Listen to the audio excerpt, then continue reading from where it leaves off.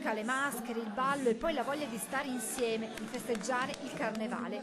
Anche quest'anno la discoteca di Spresiano ha aperto le porte a 500 ragazzi diversamente abili di vari centri del distretto trevigiano. Con loro gli operatori che li seguono ogni giorno e i numerosi studenti, futuri operatori dei servizi sociali dell'Istituto Besta.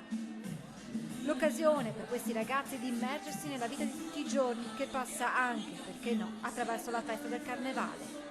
Certo, è un modo per unire i ragazzi, è un modo di confrontarsi anche per gli operatori, ma ripeto, è uno dei molti modi e una delle molte iniziative che nel corso dell'anno portano questi ragazzi all'interno delle comunità nelle quali vivono. L'occasione per questi ragazzi di immergersi nella vita di tutti i giorni, che passa anche, perché no, attraverso la festa del carnevale.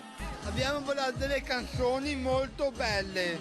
È un bel modo per far provare loro a queste persone uno spazio che altrimenti forse non proverebbero. E quindi va bene, funziona.